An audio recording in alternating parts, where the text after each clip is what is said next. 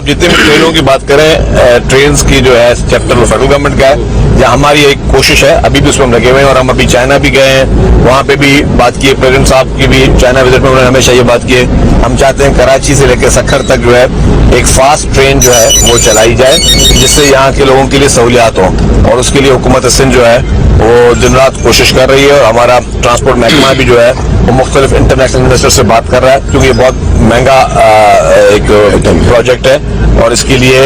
ذرا ہم international funding بھی چاہ رہے ہیں، پبلک پرائیویٹ پارٹنرشپ کے ذریعے بھی ان چیزوں کو کرنے کو۔ شہریار صاحب، جس طرح سے افغان پناہ گیر لاکھوں کی تعداد میں سندھ آئے لیکن ہزاروں کی تعداد میں بھی یہاں سے نہیں نکلے، ابھی تک سندھ حکومت اور سندھ پولیس جو ہے یہ نشاندہی نہیں کر سکی کہ افغان پناہ گیر کہاں ہے اور کہاں چھپے ہوئے کہاں رہ رہے ہیں، تو ان کے خلاف کس طرح کی پالیسی بنائی جا رہی ہے؟ اور دوسرا یہ جس طرح سے آپ نے کہا جاتا شہید کے قاتل گرفتار ہوئے، ابھی تک گرفتار نہیں ہوئے، جمعہ مار اور دیگر جو قاتل ہیں ابھی تک وہ باہر بیٹھے ہوئے ہیں۔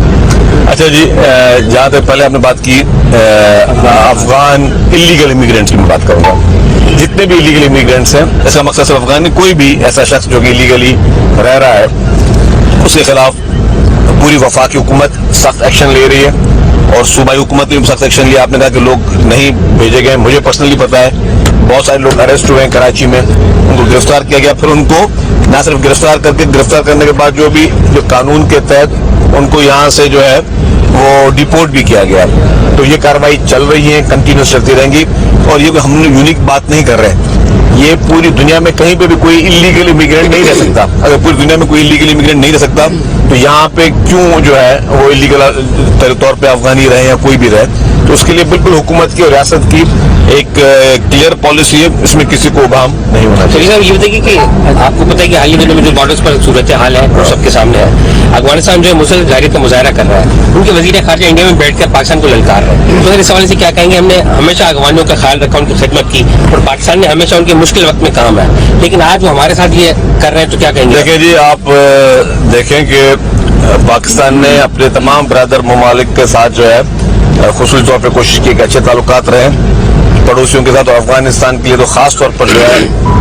ہمیشہ ہر مشکل وقت میں افغانستان کی مدد جو ہے وہ پاکستانی حکومتوں نے کی ہے، چاہے کسی کی بھی حکومت ہو۔ لیکن اگر ایک طرف سے آپ کو پیار دیا جائے اور آگے وہ کسی کی پراکسی بنیں گے، عہدیدار بھارت میں بیٹھے ہوں اور اس موقع پہ پاکستان پہ کسی قسم کی، پاکستان کے معصوم لوگوں پہ کسی قسم کی کارروائی کریں گے، تو پاکستان نے آپ نے دیکھا کہ کس طریقے سے ہماری بہادر افواج نے، ہماری فورسز نے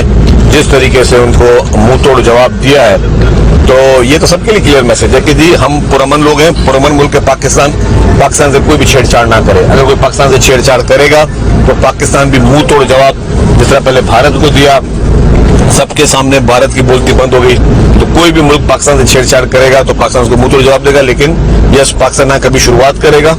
اور پاکستان جو ہے وہ کبھی بھی کوئی ایگریشن نہیں کرے گا، ہاں اگر کوئی شروعات کرے گا تو اس کی جو ہے اختتام وہ ہم ہی کریں گے۔